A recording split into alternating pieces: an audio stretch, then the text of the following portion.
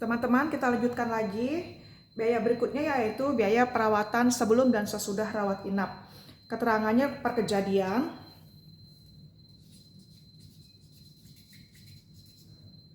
Biayanya 1.600.000 untuk yang kamar 1.600.000, biayanya untuk si nomor 9 untuk biaya perawatan sebelum dan sesudah rawat inap adalah 6 juta.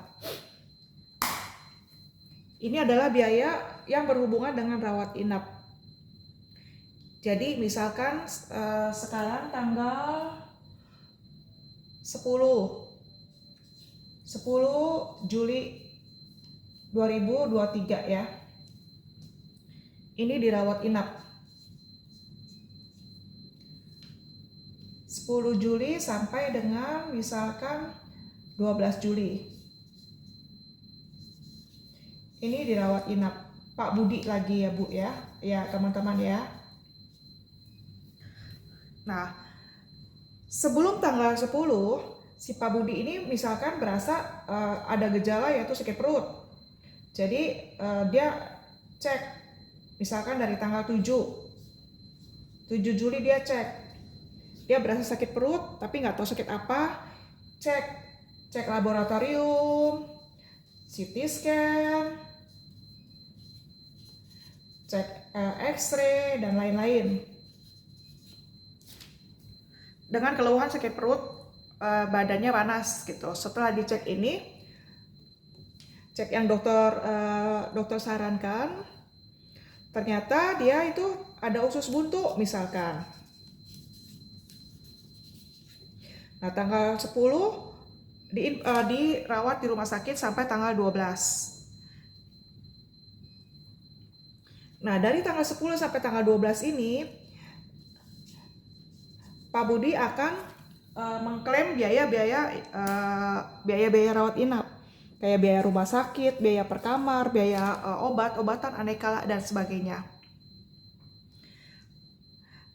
Yang nomor 9 ini, biaya sebelum dan sesudah, itu tanggal 7.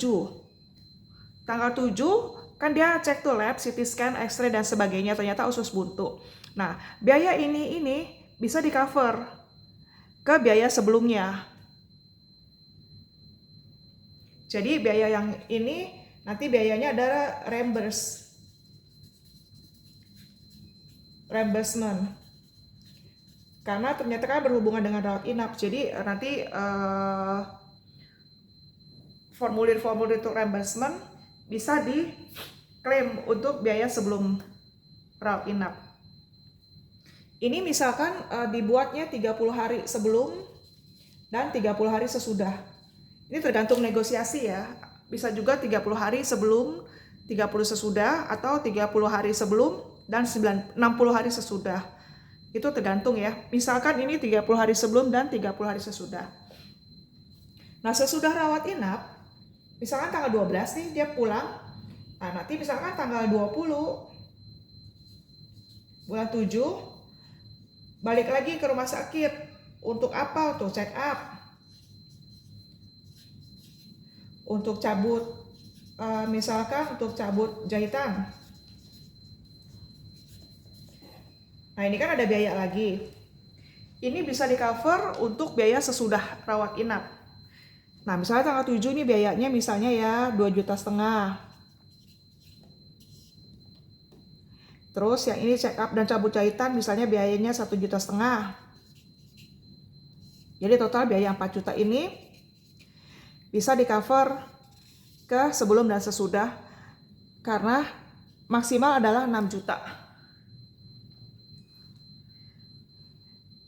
Sesudah rawat inap ini, misalkan kalau misalnya dia klaimnya tanggal 20 bulan 8, masih bisa nggak? Nggak bisa. Karena apa? Karena sesudah rawat inap cuma 30 hari dari tanggal 12 bulan 7. Jadi maksimal adalah tanggal 11 bulan 8. Begitu. Oke. Biaya selanjutnya adalah